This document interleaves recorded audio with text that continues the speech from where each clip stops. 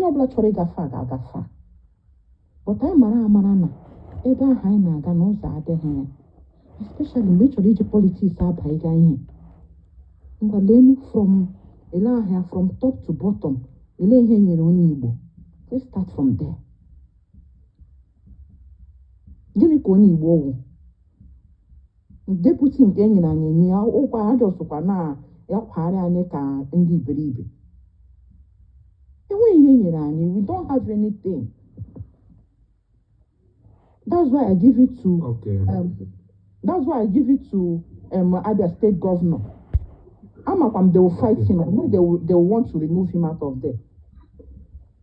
So all na any lega na-ekwekọrịtacha na-akpakwa agwa otu o kwesịrị. See, Igbo akwa anyị enwe ihe ga-eme anyị. But mgbe ụfọdụ akwa anyị ụta anyị dapụ. Look at nenu ndị anyị ji na-eme ọnụ gaziri ga doizi ukwu na-emezi na enwe ndị nọ n'Igbo. Mgbe ibido kọchawa n'ala Igbo ga-ehụ na nkọcha adịzi ka onye akọchara akọcha. Ha kọchara ala Igbo, ha kpọrọ anyị ndị iberibe. And you've seen it. It's written all over them. Na ndị kpọrọ onwe ha, see, ndị ihe people ndị ajị ego naanị ahụta n'Igbo wụ Igbo akaghị about how many millions or billions you have. Eshi m ebe m nọ mata iwere ego gị bịara ime na ị nwere ego n'obodo a, ị ga-ahụ nwanshi tout ga-awụ gị n'ala. Ego ahụ ọ ga-adị onye ahụ sef ga-adị very stupid. So anaghị eji ego eyija ndị Igbo.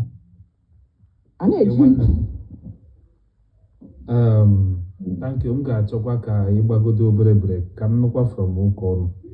Okay, no problem. Thank you so much. Ụka ọnụ enweghị ị ga-ekwu. Marije, Dalo. Welcome. Dalo, my brother. First and foremost, let me greet everybody in the bus. I want to greet one special. Obi Vera Wanyoma. Obi Vera will bleaching cream or iPhone 17 Pro Max. Chi. iPhone 17 Pro Max. Chi. Cancer again, Wanyoma. Chukwu Marije. Chumuleje, onwe ihe na-adị m n'obi, achọrọ m ịtụ bọmbụ adị m n'obi. Ntụọ ya ndị mmadụ ga-asụ ka ọ na-abịakwa. Achọrọ m nwe bọmbụ n'obi m chọrọ ịtụ. Ntụọ dị bọmbụ. Atụkwala ka ị ga-egbu ndị mmadụ. Mba ọrụ ka ị ga-egbu ndị mmadụ, ọ okwu ndị mmadụ na-atụ egwu mana m ga-ekwu ya kịta. Ha jichikwu okwu ahụ, o nwere ihe lọlọ kwuru. Lọlọ onye si dat na ego nwanne ya na ọwa onye Awụsa mere nwanne ya nwoke ji bụrụ ọgaranya. Mana Chukwu Marije ka m kwụ n'ihe nna amarọ. Onye Igbo ọbụla efuru ego ya shi ugwu wee bịa wụsa bụ onye Igbo. Onye Igbo ọbụla ego ya shi ugwu wee bịa. Onye Igbo ọbụla ego ya shi ugwu wee bịa wụsa bụ onye Igbo. Cheki onye ahụ nwere sabụ ọ na-eme n'ala Igbo. Ọ na-agaghị ekwu publicly. Ịma why Chukwu Marije. Onye na-enye gị nna nwere 100% chances of a control of the one. People are shying away from the truth. Onwego onye ọbụla ịhụrụ today si ya onye Igbo si gị na ego ya shi ugwu wee bịa na-abụrụ sabụ. Ma ọ gwara gị. O nwere 100%. Chukwu Marije anaghị m agwa gị sọ ụcha asị m gị na nwụcha ha eziokwu. Ị nwere ike sị gị dat na n'ọfịa ope ma Chukwu Marije m na-agwa gị ga-ekwentị ihe m gwara gị ọwụkwa business person. Onye ọbụla asị na ọwụ onye Awụsa mere ya ọ bụrụ ọgaranya. Onye ahụ wụ sabụ ka m na-agwa gị. M gwara gị Chukwu Marije 100%. I don't want you to say no of you. M sị gị 100%. Unless kwa na ọ bụ onye na-emere onwe business. Onye ọbụla asị gị na akpọrọ taa akwụba eme ya ọgaranya near position. Lee onye ahụ Chukwu Marije. Onye ahụ wụ sabụ onye ala Igbo ka mụ na-agwa gị 100%. I kid you not. Ịma why Chukwu Marije. Onye ọbụla na-enye gị nri nwere 100% control gị. If you don't understand this, forget about it. Chukwu Marije, life you live today is not what they told you. If you understand the nooks and crannies of how this world works, Chukwu Marije, you'll be marveled. Chukwu Marije, nobody in this world has actually win election by fairness. Nobody in this world, from the time we till now, nobody will ever win election with fairness. Election is not by election, it's by selective. Are you willing to pay the price? Forget about it. We don't do election. That is why we call them vote. I don't vote from mother because they know who is going to win the president in the whole world. I'm not talking about Nigeria. You know them, they feel that no, we don't do also. Win election. It's a lie. ụka ọ na-ekwupụla ihe It's a lie. ekwupụla ihe abroad ekwupụla ihe abroad biko achọ m just When the kwuo ihe ọzọ just I didn't ekwupụla mention ihe abroad. Merit, I did not mention countries. In the whole world, nobody has actually won an election by merit.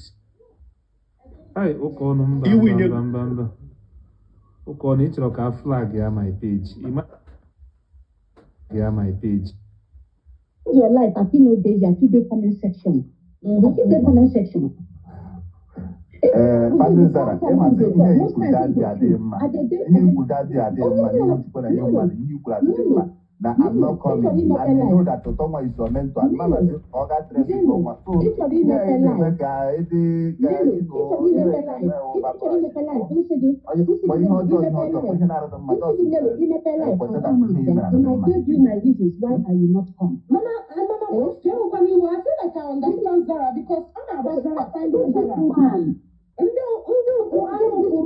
and Mama say that life yeah with the life of life yeah is a general life.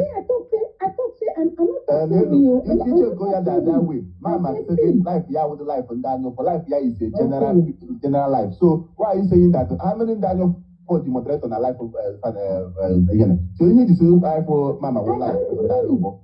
Why do you say like that? And secondly, why do you say Mama they thought a better on a platform, yeah? Because of all you and they must only naturally dress with your your daughter. Now, and Mama wants you to listen. Okay.